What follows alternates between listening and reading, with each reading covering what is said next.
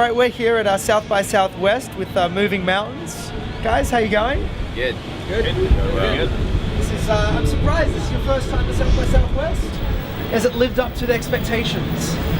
We don't know yet. We've only been here an hour, so we have no clue. Well, there's the Pepsi Max thing around the corner. Snoop Dogg's about to play. It's all nice. pretty exciting. Yeah. Walking around has been pretty nice. A lot of good food, a lot of good people, it seems like, outside and stuff. So we're excited to stay here for a while and see what it's like. And you've got a few shows. I know that you'll be plugging the new album Waves. Can you talk a little bit about that, the new album? Yeah, sure. It's kind of the first record that we've done as a full band. I think it's sort of like our live album. Being on tour for so many years sort of influenced us to write a live record, opposed to the records that we've done in the past, which are way more studio oriented. So it's like a better representation of how we are today, how we are now.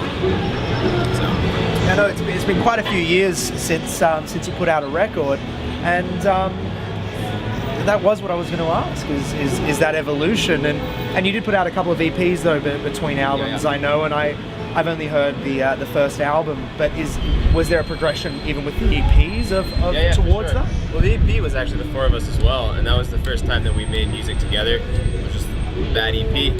So this record is the first time that it's sort of like, it's like our first record, because theoretically our first album, we weren't really a band quite yet. We hadn't been touring, we hadn't even been writing together.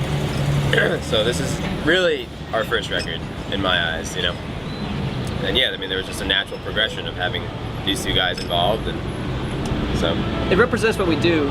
Like, if you came out to see us, the same energy that's on the record is more reflective of what we do live. Like, with Numa, it was Greg and Nick really making this studio project thing, and then from there it's just evolved to where we are now, and it's really a more representation of where we are now. So it really is reflective. And you say it's a live record. Does that mean that you were all recording in the studio as it was, and how was the recording process? The recording process is the same. It's more so, it wasn't like a live record that we recorded it live. It's just to us it's like a record of what we do live. There's not as much crazy overdubbing and crazy stuff. We really wanted it to be like what we do, how we are as a live band on a CD. That was sort of our goal. Have you played much of it live yet? What's the reception been? Actually last night we played outside of Dallas, and there were kids that knew all the words to the newer stuff, so it's been good so far. I mean, we've only released one new song, but yeah, the reception's been good. So is that a sign that there's just people that have been listening to the shows, or has the album leaked, or what's the... We released one new song. One song. We released one new song, so yeah, it's been cool. Fantastic. When's it getting the official release? May 10th. Well, Triple Crown Records. I'm sure it'll get released in Australia around the same time, thanks to the magic of iTunes and all that. And what bands, you're at South by Southwest, are there any bands you're looking forward to catching while you're here? To see? Yeah. We have some friends here in a band called Pompeii. They're from Austin. We're actually probably not going to be able to see any of our bands we want to see. Yeah. But I know we had talked about Maritime, and Isley's playing, and we've toured with them before. So a lot of friends and stuff like that. Yeah. We're probably not going to be able to see them then, unfortunately. And I know you toured with Biffy Clyro. Yeah. How'd that go? That was amazing. They're lovely guys. Yeah, we just finished that tour 2 weeks ago? 2 or 3 weeks ago. Yeah. Very professional band.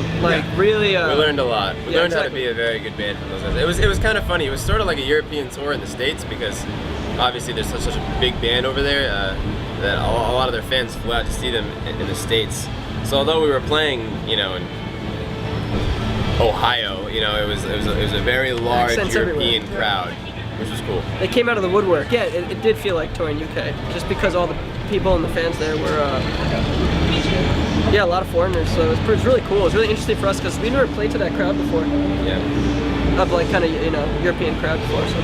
Yeah, certainly would be a different experience. Are you hoping to get touring around the world off the back of the new album? Yeah, we keep having to push it back. I mean, the offer's there. We know we can do it. We really wanted to do Soundwave this year.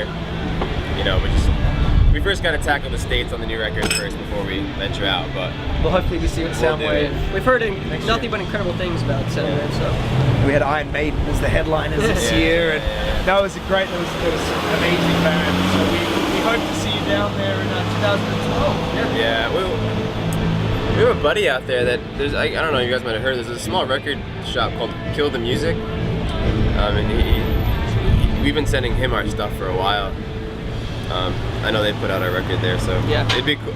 Actually, on our first record, it was designed by this company called Synapse Design out of Melbourne.